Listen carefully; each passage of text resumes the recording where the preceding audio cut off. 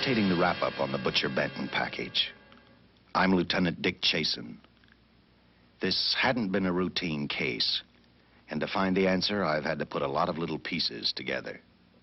It began on the day most cases can be called closed. It was the day before the butcher was to be executed. He was visited by his attorney, Paul Lowe, in the death house. It was at this first meeting the Butcher Benton case took its first switch. Well, that's it, Butcher. The evidence against you is so strong, the governor turned down your appeal. You're a rotten liar, Lowe. You started railroading me from the beginning of the trial.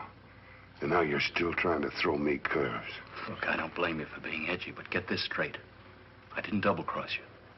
I never worked harder for a client. You mean you never worked harder for a client to get him sentenced? You were a fool, Butcher. If you hadn't tried to double-cross Squeamy Ellis and Joe Marcelli, they wouldn't have turned state's evidence against you. But you had to get greedy. You wanted to keep the whole $600,000 for yourself. Well, the boys got sore, and I don't blame them. It was all your idea. You planned the whole job. You hired us. When you found out I'd staged the money, you decided it was time for me to die. You got those two crumbs to turn state's evidence on me. You stinking rotten mouthpiece. We both know that isn't true, Butcher. Now, look, what's the sense in not giving me the money? It's not going to do you any good. Well, I'll have the satisfaction of knowing that none of you three crumbs are going to spend it. What about Eva? Don't you owe her something? You tell me where the money is, I'll see that she gets your share. I've got a different idea. I'm going to kill you and Squeamy and Joe. Then I'll take care of Eva myself. You thick-headed ape, you're going to die tomorrow. Remember what I said. I'm going to get you, all three of you. Even for you, Butcher, that'd be quite a trick. So long, dead man. Remember what I said. I'm going to kill you, all three of you.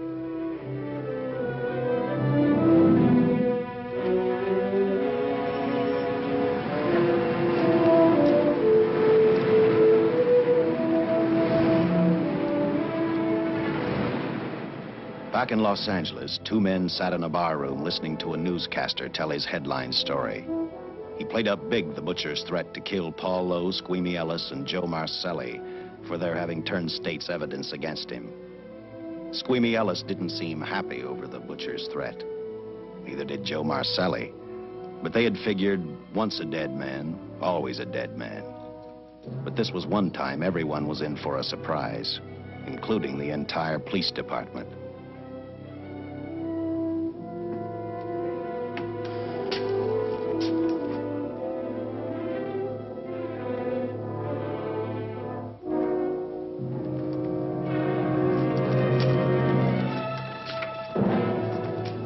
Seen the headlines, Captain?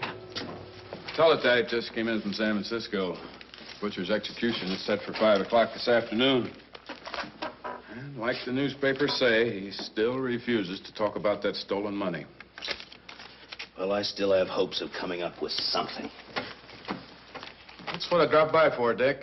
With Butcher's execution, the department's marking it case closed. That means you'll be reassigned. I've spent a whole year trying to break this case. As far as I'm concerned, Butcher's death is just the beginning. Of course, I can't prove it, but I think that Paul Lowe was the top man. And even though I have to keep working on it while off duty, I'm going to get Lowe, Squeamy Ellis, and Joe Marcelli. Okay, Lieutenant. Officially, I've taken you off of the case. Unofficially, I wish you luck. Do me a favor. Keep me posted. Will do. Thanks, John. I headed for Eva Martin. She worked in a local burlesque house. I'm a cop, and my job is to ask questions and get answers. So I decided I might as well start again with her.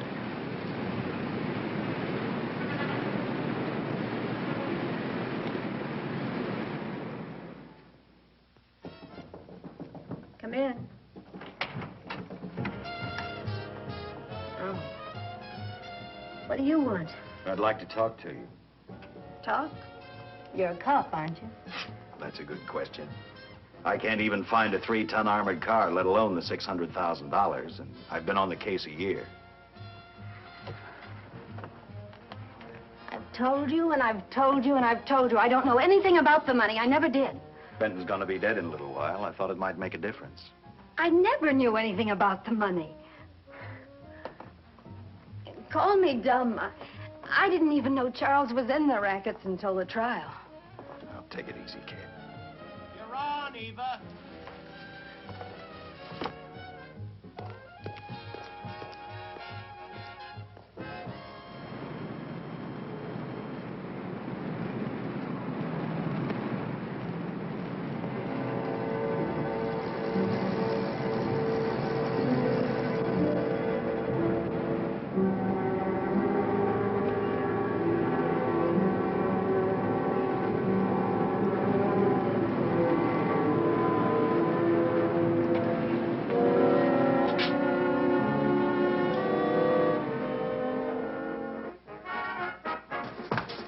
Honey, here's your wrap.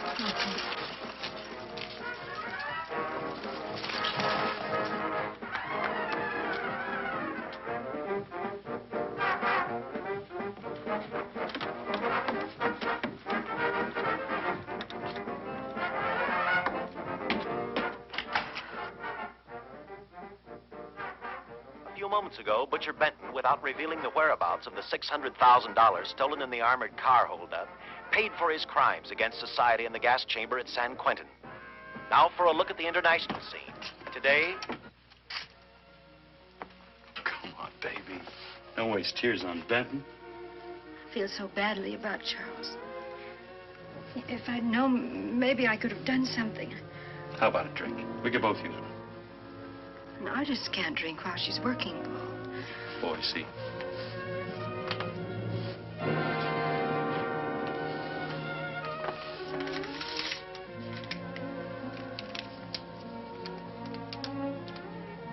What's that? Well, now what's the matter? It's a message from Charles. He told me to open it if he died. Finale, Eva. All right. How about a steak after the show? No, thanks. Not tonight, Paul.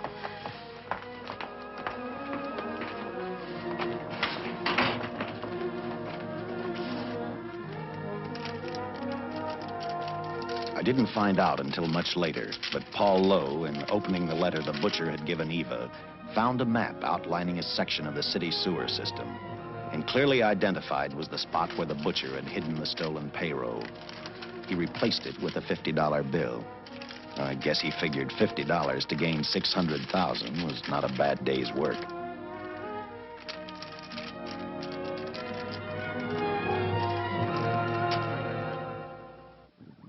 And a few hundred miles away in San Francisco, the case took another switch, which turned the next 72 hours into one long, hideous nightmare. Dr. Bradshaw, a distinguished biochemist, was making preparations for a final experiment which he hoped would lead the way to a cure for cancer. He'd been successful with laboratory animals. The last step called for a human body. And Dr. Bradshaw's assistant quickly made a deal with a local mortuary and returned to the laboratory with the dead body of Butcher Benton.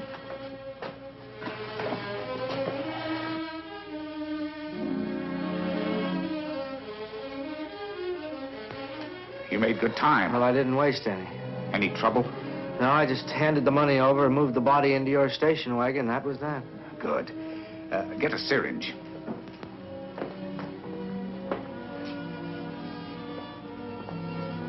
He's in good shape. Well, I hope so. We'll get other blood samples later. We'll run this one through fast. Right. Now wheel him into the machine and then raise him. Right.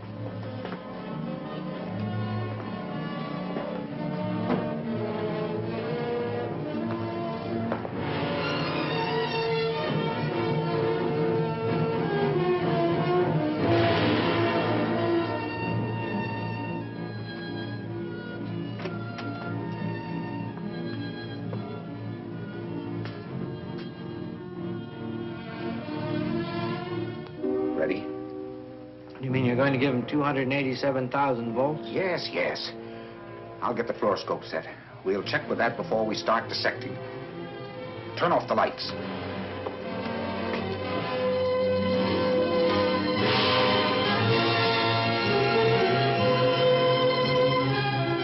There you are, old boy.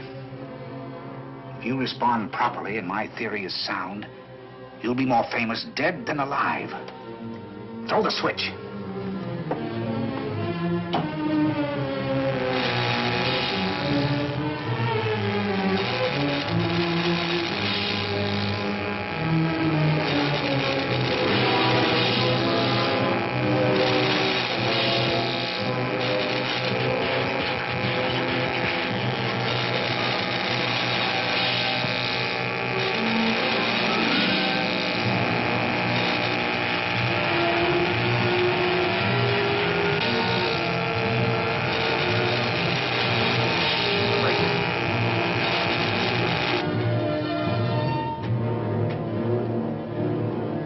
Wait, I thought I saw a pulsation of the heart.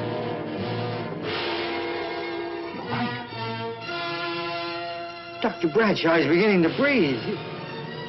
You've brought this man back to life. No. The heart muscle has simply responded to a terrific electrical shock, that's all. Yes, but it does prove that the cells still function. Dr. Bradshaw, he is alive. A shock reaction, it can't last.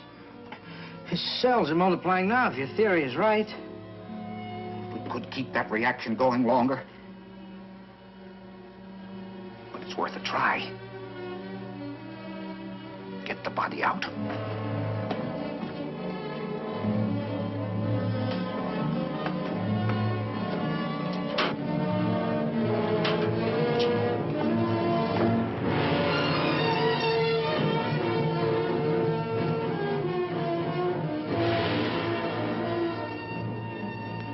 Get some adrenaline from the supply room. Some amyl nitrite, too. Hurry, hurry.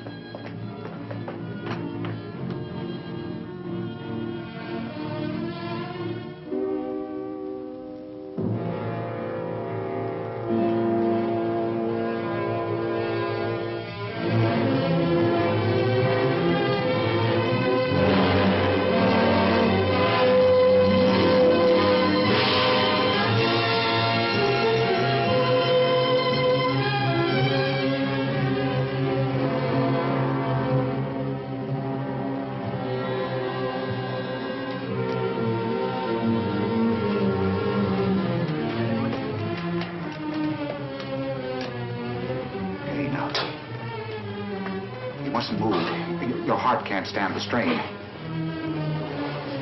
Now, you must lie still. Please, please. Easy now. Easy. Easy. You must lie. Easy. Please.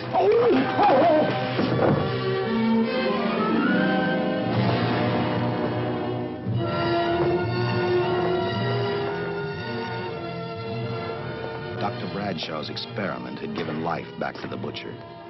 He tried to talk, but the electrical voltage had burned out his vocal cords. Yet it hadn't destroyed his brain. He knew who he was. He knew who he hated. As he stumbled about the room, I think he thought only about one: kill Lowe, Squeamy, and Joe Marcelli. The tremendous electrical voltage that Dr. Bradshaw had given the butcher had increased his cellular structure to the point where he was no longer a man. Dr. Bradshaw's experiment had created a vicious, brutal animal with an almost inconceivable amount of strength. Dr. Bradshaw must have believed the butcher's regained life would last for only a few minutes. Therefore, instead of calling for help, the doctor decided to handle his creation alone. Now, easy, Benton. Just relax. I'm a doctor. I want to try to help you. Do you understand me? You're in my laboratory. The execution was carried out and you were declared dead. I tried an experiment on you and brought you back to life, although I didn't intend that. Now, you've had a great shock. Now come and sit down. Now, be quiet. Now, come and sit down. Take it easy. That's the boy.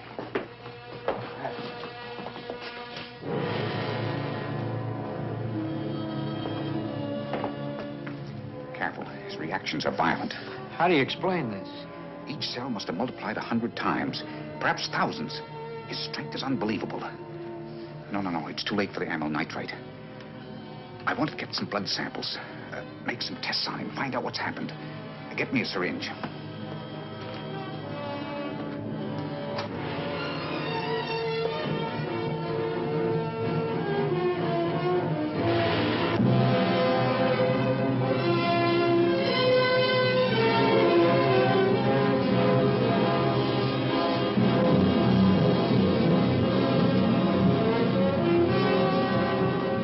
Why won't the needle penetrate the skin?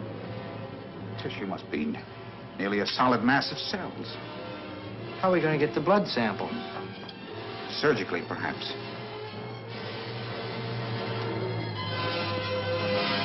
Now, take it easy. You can't leave here now. I'm responsible for your being alive.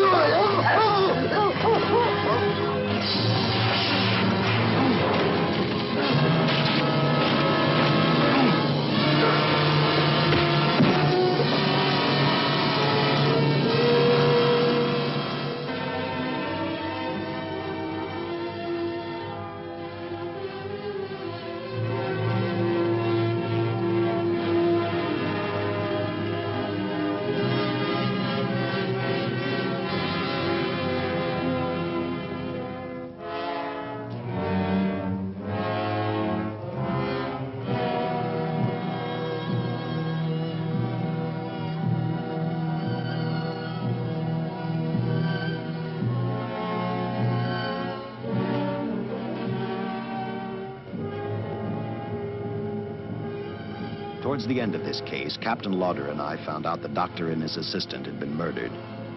But I'm getting ahead of my story. The butcher didn't know how he had been brought back from the dead, and he didn't care. All he knew, he was alive. Then this monster-made man started thinking about Los Angeles.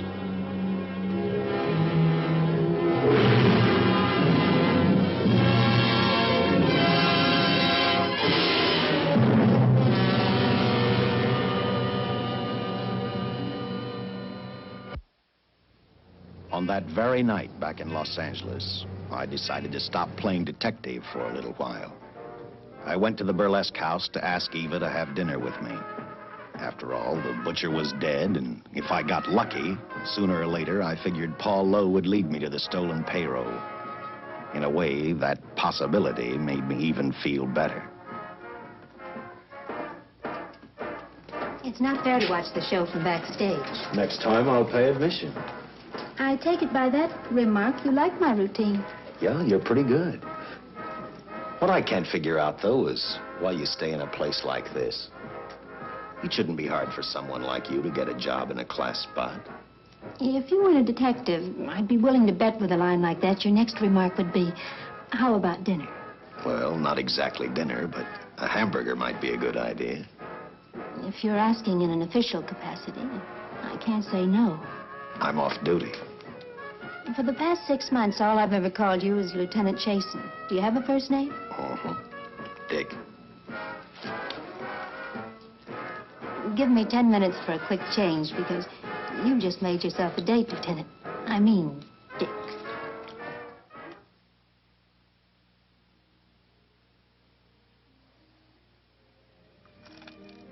You know something, Dick? I haven't had hamburger in the front seat of an automobile with a guy in a lot of years. Well, from now on, we'll do it more often. It's funny. I always figured a policeman wasn't really a human being. I mean, unless he was arresting someone or trying to solve a case, he was unhappy. Shows you how wrong you are. In fact, everyone on the force gets fed up occasionally with the job they do. Maybe we're more human than anyone else. We see so much trouble, we get to hate the work. But as long as the world's filled with people, there'll have to be men who enforce the laws. What made you join the department? Now who's making with the questions? No, honest, I'd like to know. Well, it's really a very short story. When I got out of the Air Corps, I knocked around for a while. Well, I went to work for an oil company. One day, I went back to college on the GI Bill. Just before graduation, I noticed all about the police department exams. Seemed a pretty good thing to do with your life, so I took the exams, passed, then went on from there. If I ask one more question, will you give me a straight answer? Try me. Am I still part of the Charles Benton investigation? I mean, right now. I don't think so. As far as the department's concerned, when Benton was executed, the case was marked closed. But inside of me, that's not good enough. I don't follow you. Well, the $600,000 is still missing. And a fast-talking underworld lawyer like Paul Lowe is walking around a free man. Someday, no matter how long it takes, I'll get him and the money. Until I do, the Benton case for me is not closed. I give you my word, Dick. Charles Benton never told me anything about the money. Oh, I've been sure of that for a long time. But how did you ever get mixed up with anyone like the butcher? This trouble ever started, it just happened. I had a roommate who used to date Benton all the time. One day she packed and left for Chicago. Benton carried a torch for her, and he used my shoulder to cry on. First thing I knew, we were having dinner together, and a few weeks later, I was labeled by the police as this #1 suspect and Benton's girl. But it was never like that. I made only one mistake. I felt sorry for him. You mean, until he was arrested for the robbery and the killing, you had no idea how he earned a living? I know this is going to sound crazy, but I only went out with Benton a couple of times. And all we ever talked about was Madge, my old roommate. The last time I saw him, he tried to get too friendly, and that's when I told him he had the wrong girl. But like I said, I'd already made my mistake. What about the burlesque house? How do you two fit together? You sound like a lot of other people. I left a small town a couple of years ago because I won a beauty contest, and the first prize was a screen test. Da, da, da, da, da. After which, nothing happened? That's right. Only, it was pretty rough. And then one day I read an ad about girls wanted for a burlesque show. I auditioned and I got the job. You know something? It's like any other job. If you're looking for trouble, you can find it even in a schoolroom. Well, when the screen test didn't work out, though, why didn't you go on home? Well, first you have to have a home to go back to. My folks are dead, so Los Angeles was as good as any place else. I don't know about you, but I do 8 shows a day, and at this hour I'm bushed. I know what you mean. Mind if I drive you home? No. And I'll tell you something else. I haven't minded anything about tonight. Not even the hamburger. I kept playing tag with Lowe. He made 4 telephone calls. 3 of them didn't interest me, but one did. The one to Joe Marcelli. I watched Joe head for his meeting with Lowe, and for some unknown reason, I began to get the feeling that this case was finally about to explode in my favor. You see what I mean? Well, look at that, will you? I seen him stagger on 2 legs, but he's doing it on 4. Shut up, you flea bag. Well, look who's calling names. At least I ain't a squealer, a stoolie. I warned you before. All right, Harry, that's enough. I'll take care of him. I want to talk to him. Okay, Mr. Lowe. With any future business you've got with this psycho, take care of it upstairs in your office. If he keeps showing around here, sooner or later he's going to get slugged, cripple or no cripple. All right, shut up, Joe. Sit down.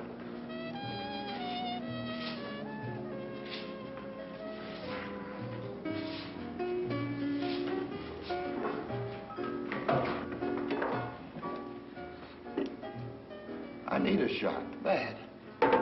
You'll get one after I've talked to you. You sober enough to understand? Yeah, I run out of dough. No wonder. Look at you. You used to be the best torch man in town. Now, I don't think you could crack a safe if you knew the combination. No jobs. Nobody wants me since I turned states on Benton. That's your doing. You taught me. All right, quit crying. I got a job for you. If you can stay off that stuff long enough. You know I can if I've got a job. How much? What is it? There's $2 grand in it for you. Where? Right near where he pulled the job. Interested? $2 grand ain't much out of 600,000. There'll be other expenses. Besides, that money's plenty of. Now, you want it or do I get another boy? I'll do it. How soon do you want me to go to work? Set it up for tomorrow night. Call me before noon. I'm going to the races. 1. And that's all. The job's over.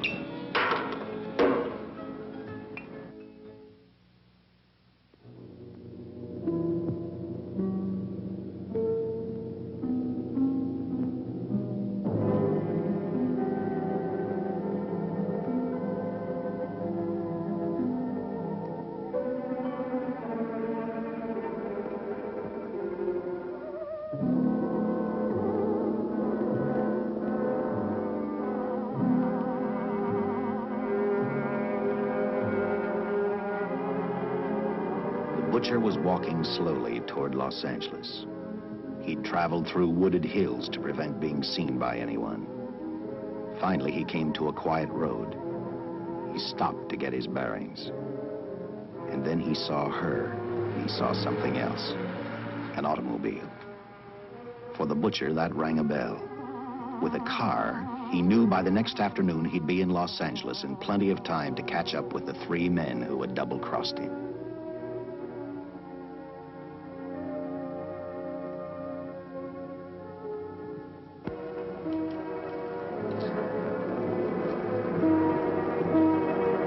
Well, see, you're a real gentleman to be helping strangers in distress. I hope you don't mind me using the babe here as bait. Quite a dish, isn't she? But that's what she gets paid for. Bait, that is. Yes, sir. She's a real shaker artist of my outfit. Carnival man myself. Just call me Connie.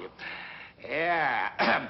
Well, friend, we're in a little bit of difficulty here. Got a flat tire, brand new car, no tools in the back. Why, some of these dealers make my carnival grifters look like babes in the woods.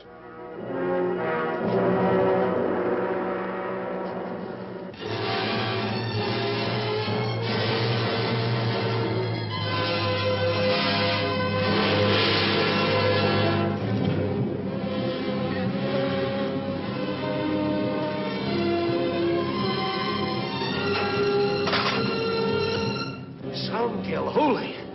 Say, who you with, friend? Let it down. Let it down. No matter who you with, friend. Believe me, I can do better for both of us. I'll make a fortune for the both of us. Oh!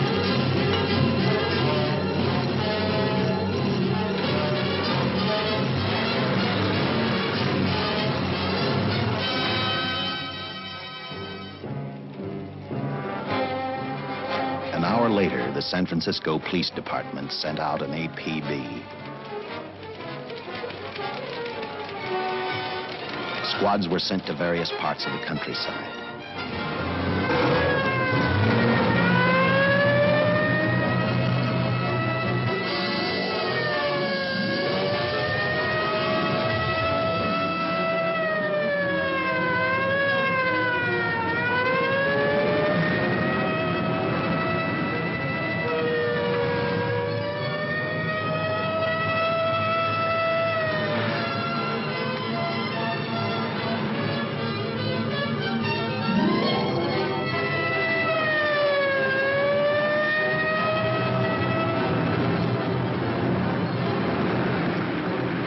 Roadblocks were thrown up to catch the cold-blooded killer the hysterical girl had described. Each squad kept reporting back to Central Headquarters, and each of their stories was the same. So far, none of them had spotted the car the killer was driving. Orders were given to shoot to kill, because from the girls' further accounts, they realized they were dealing with a maniac.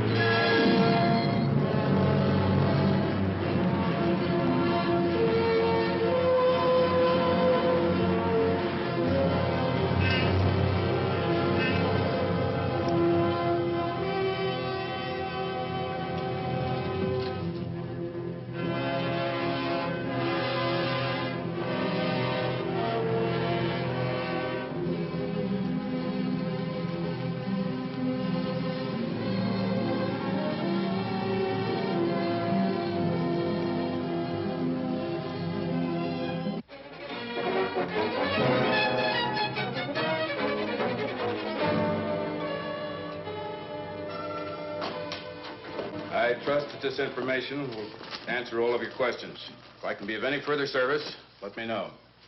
Sincerely, J. Lauder, Captain Police, L.A. Another all points from CHP, Captain.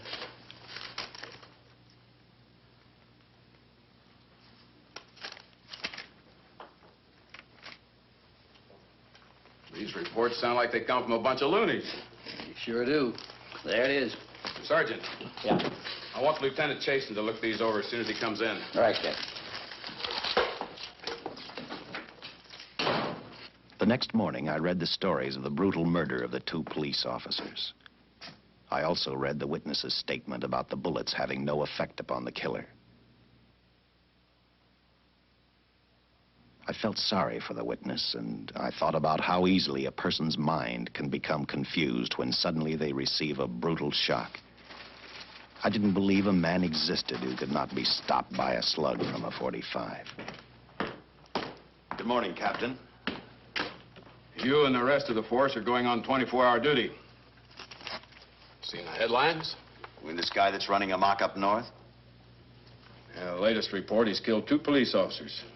Made a getaway in a green coupe heading south. I've got a hunch this killer's going to be our baby. He could be in town right now. Yeah. You better get started, Lieutenant. Okay. Any new leads on that hold-up money? I think the girl can probably be counted out. If any of the others are wise, they're keeping mighty quiet. Let it ride for now. The whole force is going to be on the spot until we catch this killer. Newspapers will have a field day.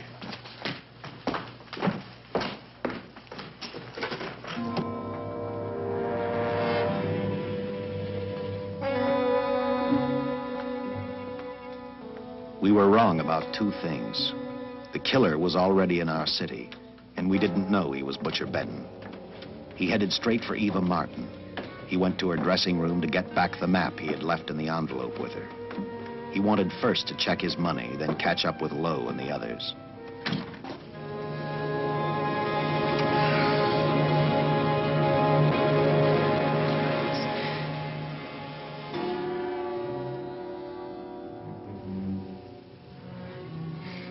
Can't be.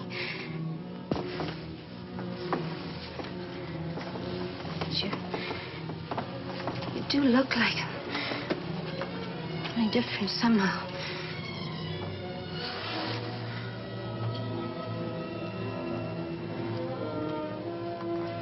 It is you. Why didn't somebody tell me? What's happened, Charles? Those look like bullet holes. Are they?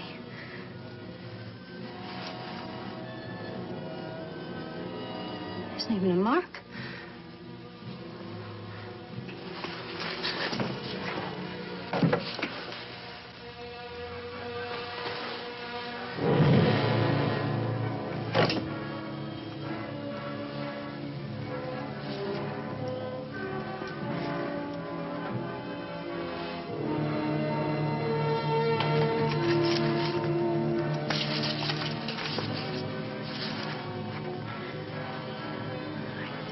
I opened it like you told me. I found the $50. I didn't know why you left him. Oh, Paul didn't know why he was here.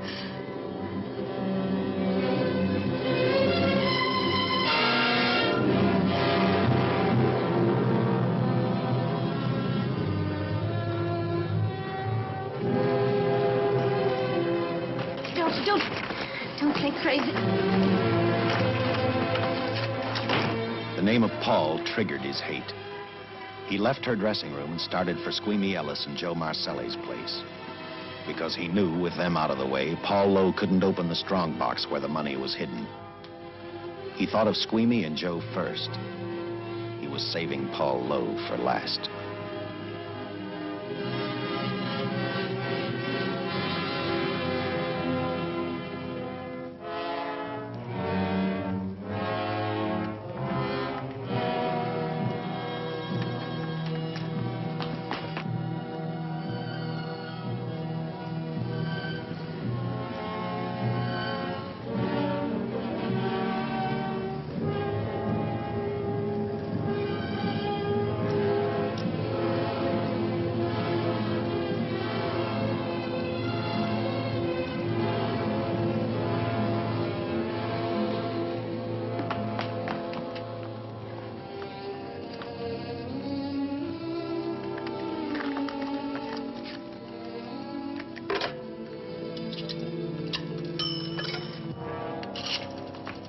Hey, Eva, can I borrow your eyebrow pencil?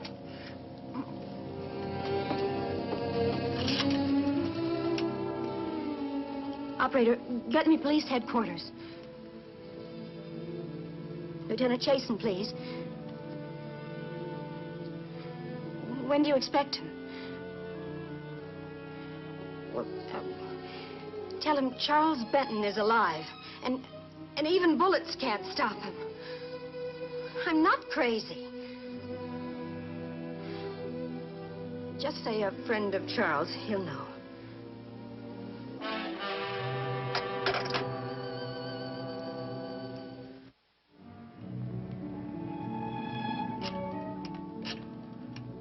After leaving a message for me, Eva telephoned Squeamy Ellis. She tried to tell him the butcher was alive and on his way over to kill him. Squeamy didn't believe her, and in a way you couldn't blame him. Who in their right mind would believe a man had returned from the dead? What Squeamy actually believed was that the butcher, before his execution, had hired a killer to carry out his threat.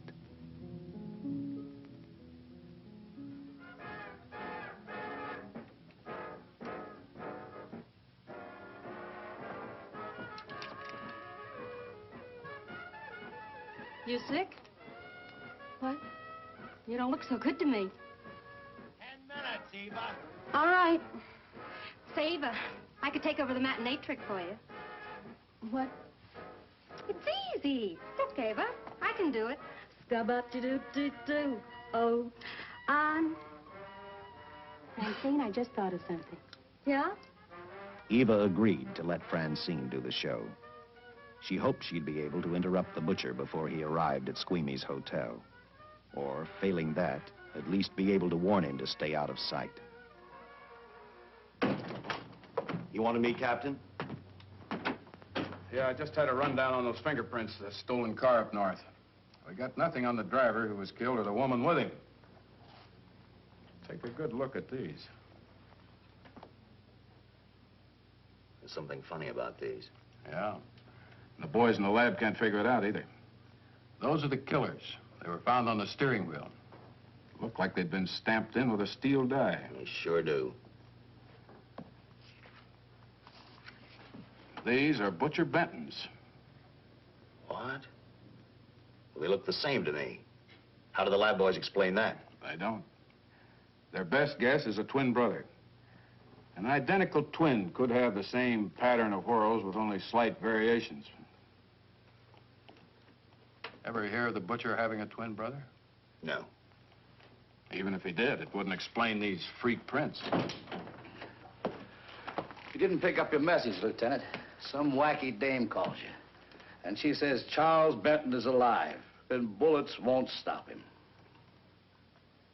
If we buy the twin theory...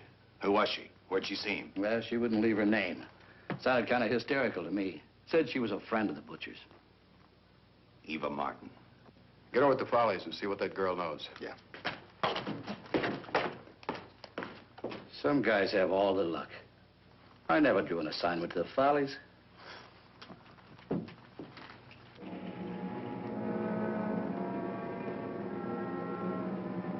Meanwhile, the butcher headed for Squeamy's hotel. He didn't seem to be in any particular hurry. Actually, he seemed like any normal person, on his way to work or on his way home.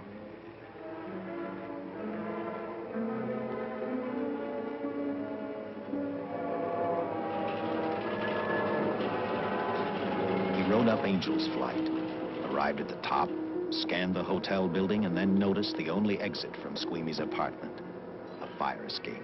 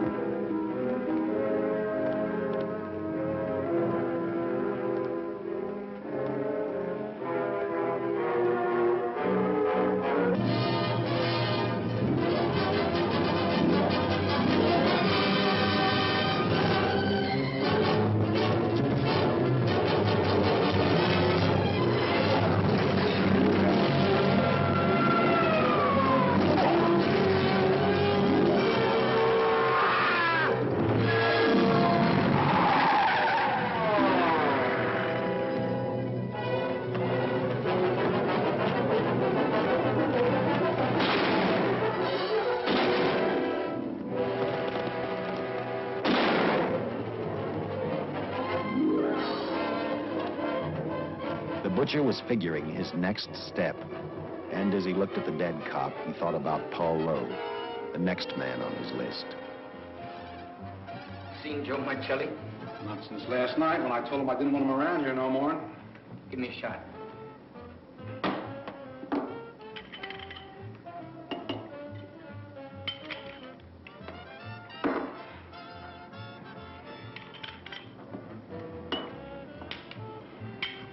Look, I need help.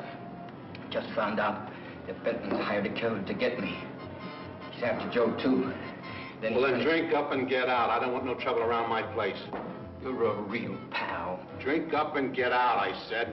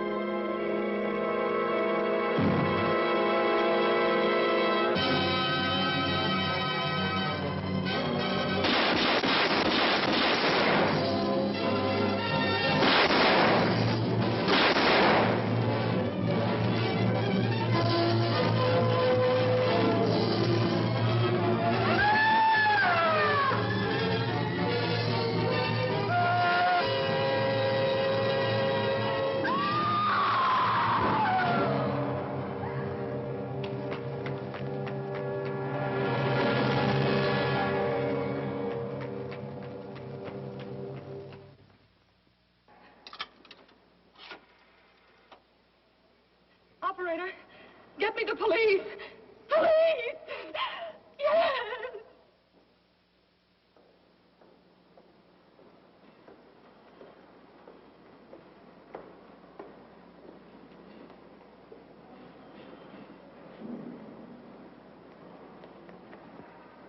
What's happened? A guy named Squeamy got thrown from the 5th floor. He's deader than a mackerel. Customer of mine. You mean Squeamy Ellis? Yeah, that's it. Just Squeamy. No one else was killed. Ain't one enough?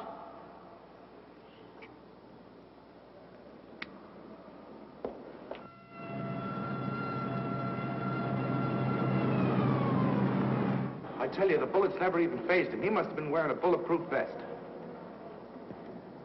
God help us when the papers get a hold of this. Keep an officer on duty here till you hear from me. We'll get a stakeout on Joe Marcelli. I'd like to talk to Joe. Lauder, I'm going to call San Quentin. Suppose Benton is alive. Every available man's been put on the case now. Yes, sir. All right. All right. Anything new? Report on Dr. Bradshaw, owner of the station wagon. The San Francisco police located his laboratory in the basement of an electrical power receiving station. Bradshaw, what's he know? He's dead. And another man, too, his assistant. The lab is a shambles.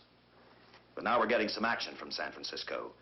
Benton's body never arrived at the mortuary where it was supposed to go. An attendant there finally broke down, admitted he picked up some quick cash by handing the body over to a man he was unable to identify. The man was driving his station wagon. Blast it, man. The chief's on my neck, and the commissioners are on his, and the mayor's on theirs. Now, am I supposed to tell them that our killer is a dead man? They found a notebook in Bradshaw's lab. It ties his experiments in with a Professor Dwiggins at Caltech. I hope to hear from Dwiggins soon. Captain, report from the valley on a hysterical woman. Reports the presence of the killer. There's the location. Let's go.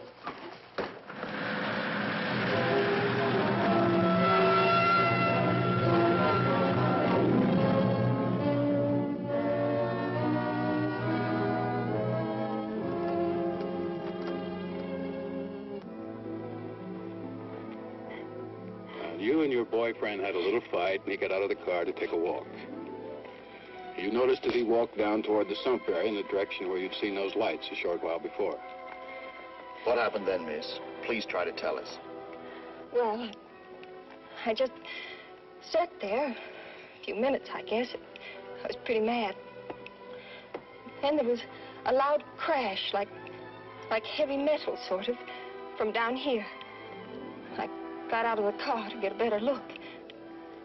I heard Jimmy cry out something. I couldn't make out the words. Then down here, in a patch of light, was Jimmy. And coming toward him was this man. Big man.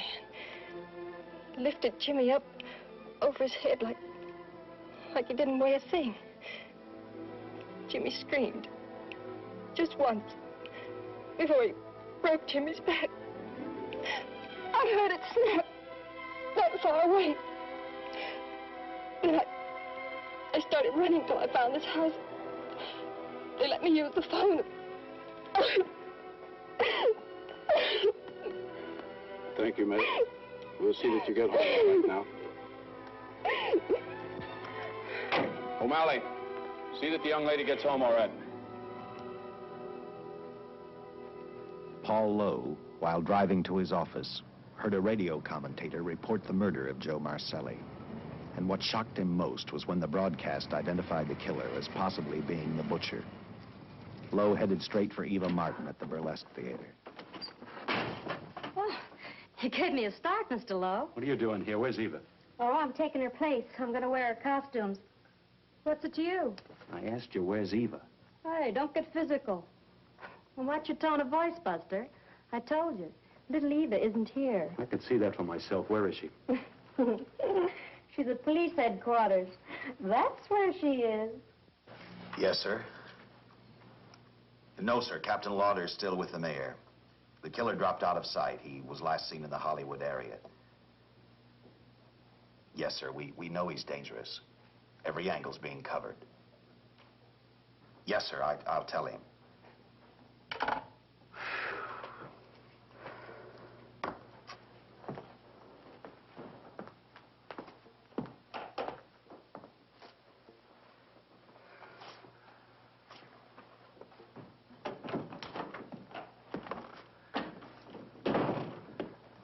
Here, see how these fit. Low heels. I'm sorry. It's the best our wardrobe department can afford. Any idea how soon the captain will be back? Now, look, I'm going to see the captain. I'll have to wait here all night. Paul. Paul, Charles killed Squeamy and Joe. Joe, too? Benton? He's alive. I saw him, but nobody will believe me. I'm checking it. My guess is whoever killed them is on the trail of the money, Lowe. Now, maybe you better start talking if you know anything about it. I don't know anything. Did the butcher have a brother? No, no brother. It was Charles. I saw the tattoo on his arm. Look, I demand police protection. Where's the money, Lowe? You heard me. I demand protection. I know my rights. We put stakeouts on your office and home. Well, that's not enough. It's enough as far as we're concerned.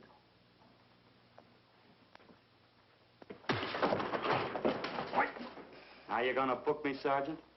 Then throw away the key.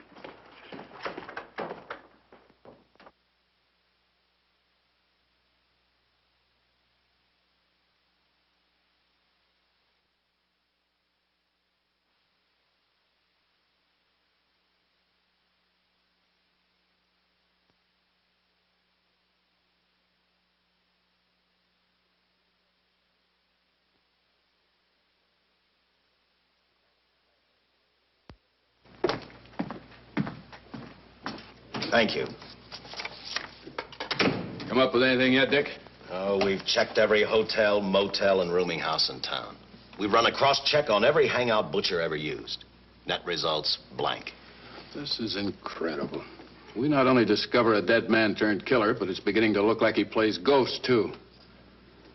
He's somewhere in this city, and if we have to take it apart brick by brick, we've got to get him. I may be way off, but I think Paul Lowe could tell us a lot. Maybe, but it's a cinch he's not going to. Well, suppose he had no alternative. You better grab some coffee. Your mind's beginning to play tricks on you. No, now, wait a minute. When Lowe came to us for police protection, it was because he was scared stiff the Butcher would add him to the list of Squeamy Ellis and Joe Marcelli. Go on. It figures, too. When he slugged the sergeant, he knew we'd book him right away. Oh, this Lowe's a pretty cute character. But we can play the same game. You mean we'll threaten to release him? Well, not exactly. You tell him you realize that he was excited, that throwing the punch was accidental. Tell him we're not going to make a charge, that he's completely released. Lieutenant, you know we can't do that. Lowell made his first mistake when he hit the sergeant, and that'll get him a year. As far as the department's concerned, at least it's a small victory. If my hunch is right, Lowe won't want to be on the streets with the Butcher looking for him. And he may talk, and talk a lot. Enough maybe for us to get rid of him permanently. Even lead us to the Butcher. If he's frightened enough, that might work. But if it doesn't... No, Dick, I'm not going to release him. I want him out of my way so bad I can taste it, but not bad enough to be responsible for getting him killed. The good thing about that, Captain, is the fact we know it, but Lowe doesn't. Let's give it a try. All right, Lowe. Come on out. I think you'll find everything in there. You're free to go, Mr. Lowell. Wait a minute. Who do you think you're kidding? You arrested me for assaulting an officer. Court, I'll plead guilty. With luck, I might get off with 6 months. For a lawyer, you're forgetting a very important point. If no charge is made, there's no trial. It was a tough day for everyone. We figured your nerves were on edge, and when you threw the punch, you didn't know what you were doing. I've squared everything with the sergeant. It's all over, all forgotten. Yeah? Why'd you bring a stenographer? Simply because I wanted a record of our conversation at the time of your release. Okay, Lowe, let's go. Oh, wait a minute. Once out on those streets and I'm a dead man. You let me go, you'll be responsible for murder. Oh, come off it, Lowe. You're imagining things. You know the Butcher threatened to kill me. You set me free, he'll do it. Well, that's just a risk we'll have to take. But the way I look at it, Mr. Lowell, you'll be okay. Look, Captain, I'll make a deal with you. You keep me here, and I'll tell you how to recover the money. Maybe even catch the Butcher. No deals, Lowell. You'd probably tell us anything just to stall for time. Come on, let's get out of here. Now, wait a minute. All right. I'll tell you the truth. Start taking this down. I, Paul Lowe, hired Butcher Benton, Squeamy Ellis, and Joe Marcelli to pull off the armored car holdup. And then Lowe continued with his confession. He told us about finding the map. He showed us the exact location of where the Butcher had hidden the stolen payroll. And he gave us a most important answer. The explanation as to how the Butcher was able to elude detection. His means of escape was the sewer system beneath our city.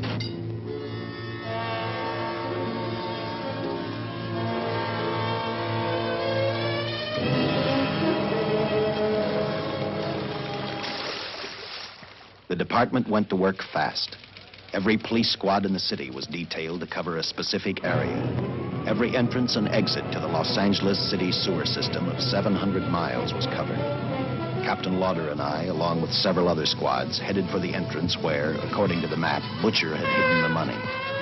Our job was to stop him, and that made me think of one specific question. When we found him, could this monster be stopped? I, for one, wasn't sure.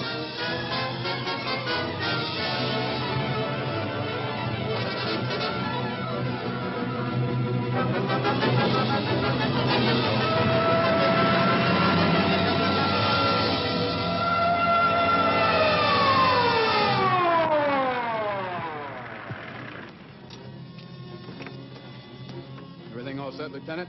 City engineers mapped out each possible exit. A squad of officers are spotted at every point.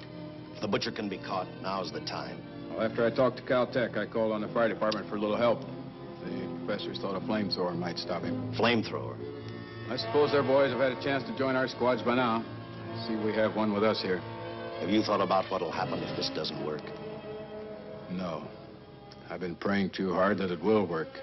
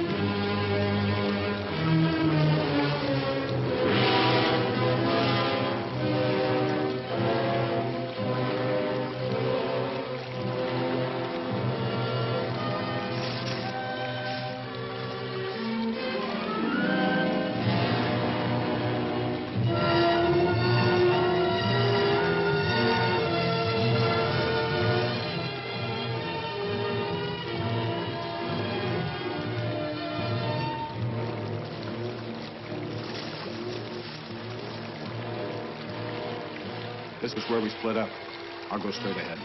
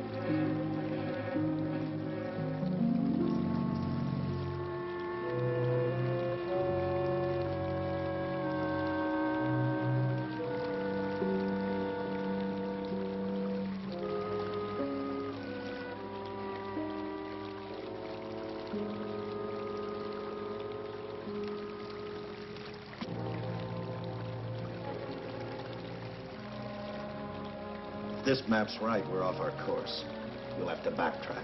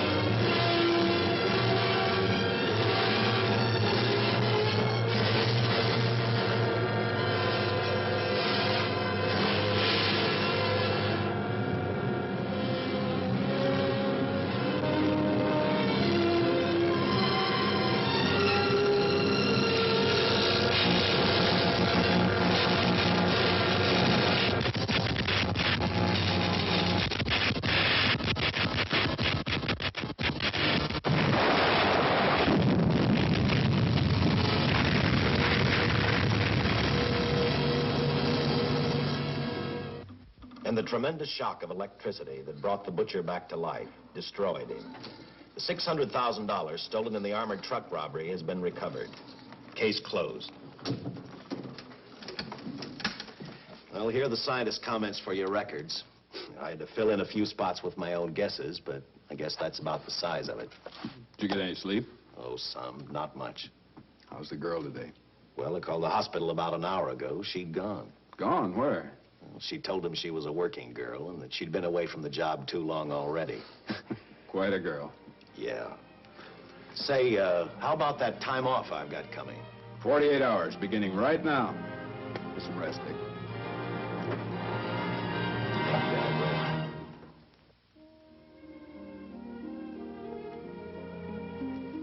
know something, Dick?